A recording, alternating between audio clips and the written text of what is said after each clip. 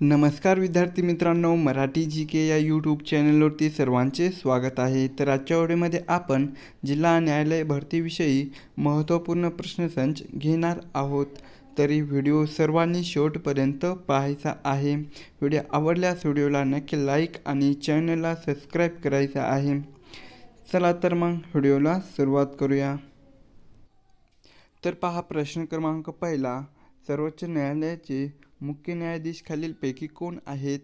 तर ऑप्शन क्रमांक 4, धनंजय चंद्रचूड हे सर्वोच्च न्यायालयाचे मुख्य न्यायाधीश आहेत। प्रश्न क्रमांक दुसरा, भारताचे राष्ट्रगीत पुढीलपैकी कोणते आहे? तर ऑप्शन क्रमांक 2, वंदे मातरम हे भारताचे राष्ट्रगीत आहे। तर वंदे मातरम हे बंकिमचंद्र चटर्जी यांच्या आनंदमठ या कादंबरीतून घेतलेलं आहे। प्रश्न क्रमांक तिसरा, कृष्णा नदीचा उगमस्थान खालीलपैकी कोठे स्थित आहे? तर ऑप्शन क्रमांक 1, महाबळेश्वर या ठिकाणी कृष्णा नदीचा उगमस्थान स्थित आहे। प्रश्न क्रमांक चौथा, आंतरराष्ट्रीय योग दिवस कधी साजरा केला जातो? तर ऑप्शन क्रमांक 4, 21 जून या दिवशी आंतरराष्ट्रीय योग दिवस साजरा केला जातो। प्रश्न क्रमांक 5वा, विधानसभेत समान मते पडल्यास निर्णायक मत देण्याचा अधिकार खालीलपैकी कोणाला आहे? तर ऑप्शन क्रमांक 4, सभापती यांना विधानसभेमध्ये समान मते पडल्यास निर्णायक मत देण्याचा अधिकार आहे। प्रश्न क्रमांक 6वा, महाराष्ट्रातील आद्य क्रांतिकारक पुढीलपैकी कोण होते? तर ऑप्शन क्रमांक 1, वसुदेव बळवंत फडके हे महाराष्ट्रातील आद्य क्रांतिकारक होते।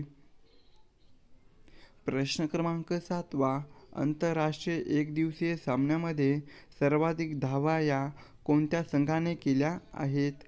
तर ऑप्शन क्रमांक 3, इंग्लंड या संघाने आंतरराष्ट्रीय एकदिवसीय सामन्यामध्ये सर्वाधिक धावा केल्या आहेत।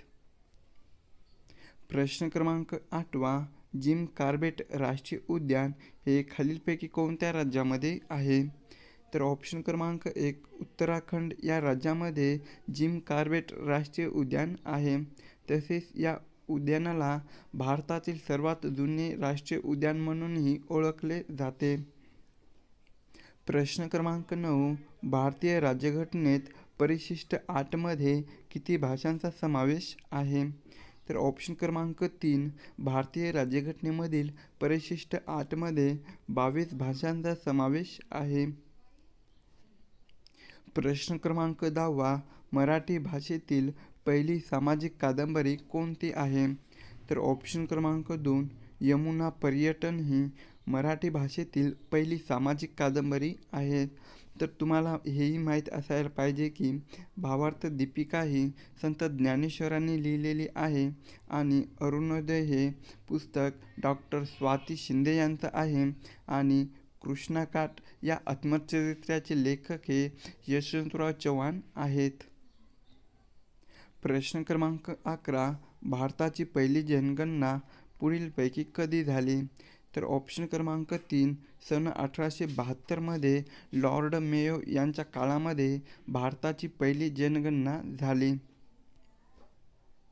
प्रश्न क्रमांक 12, खडकवासला धरण खालीलपैकी कोणत्या नदीवर आहे? तर ऑप्शन क्रमांक 2, मुठा या नदीवर खडकवासला हे धरण आहे। प्रश्न क्रमांक 13, खालीलपैकी कोणत्या राज्याची सीमा ही महाराष्ट्राच्या सीमेला लागलेली नाही? तर ऑप्शन क्रमांक 1, राजस्थान या राज्याची सीमा ही महाराष्ट्राच्या सीमेला लागलेली नाही। प्रश्न क्रमांक 14, महाराष्ट्राचे मार्टिन ल्यूथर किंग म्हणून कोणास ओळखले जाते? तर ऑप्शन क्रमांक 1, महात्मा ज्योतिबा फुले यांना महाराष्ट्राचे मार्टिन ल्यूथर किंग म्हणून ओळखले जाते।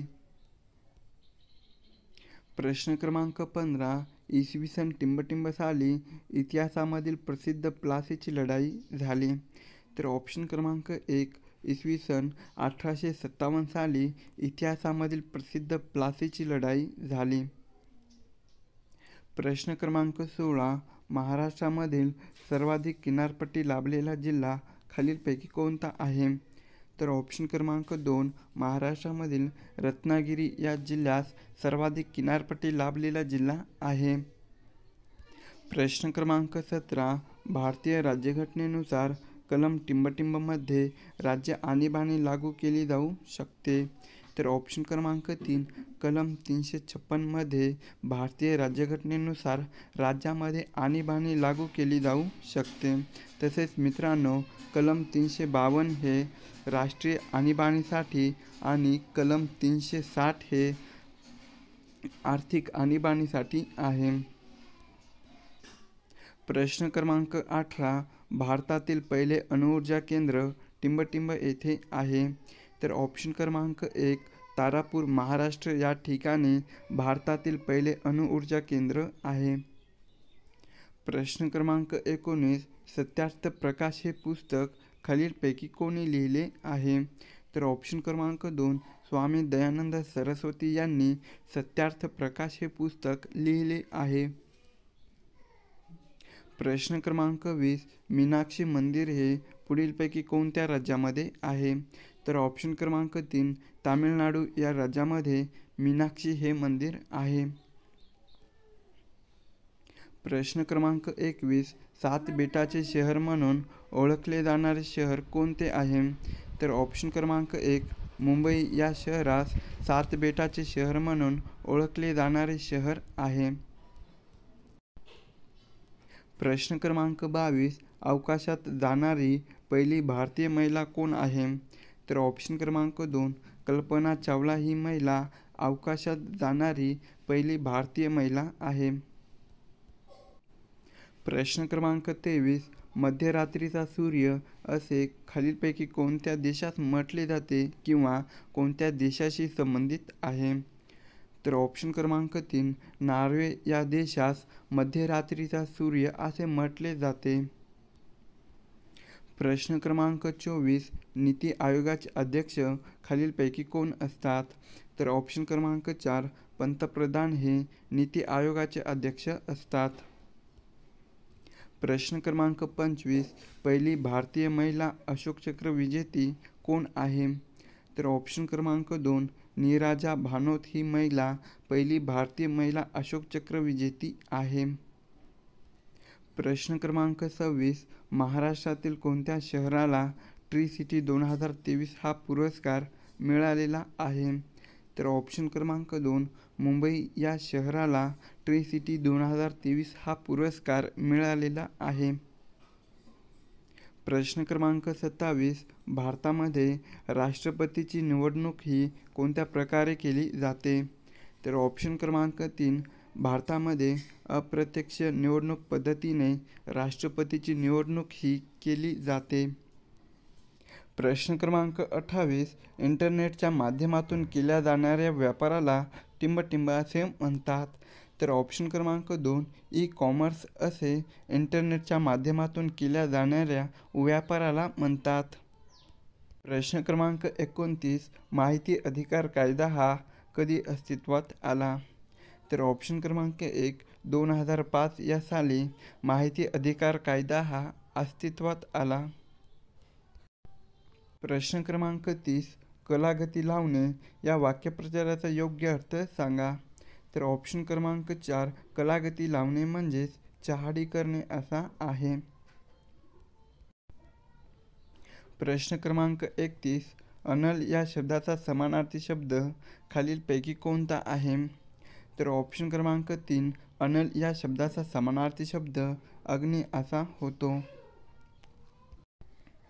प्रश्न क्रमांक 32 वाक्यप्रचाराचा योग्य अर्थ सांगायचा आहे. तर पराचा कावळा करणे या वाक्यप्रचाराचा खालीलपैकी योग्य अर्थ सांगायचा आहे. तर पराचा कावळा करणे म्हणजेच ऑप्शन क्रमांक 3 शिल्लक बाबीस फार मोठे स्वरूप देणे असा होतो. क्रमांक 33 दिलेल्या शब्दाचा विरुद्धार्थी शब्द निवडा. तर वैर या शब्दाचा खालीलपैकी विरुद्धार्थी शब्द निवडायचा आहे. तर ऑप्शन क्रमांक 3 वैर या शब्दाचा विरुद्धार्थी शब्द मैत्री असा आहे. क्रमांक 34 आकाश या शब्दाचा समानार्थी शब्द खालीलपैकी कोणता आहे? तर ऑप्शन क्रमांक 2 आकाश या शब्दाचा समानार्थी शब्द वियत असा आहे.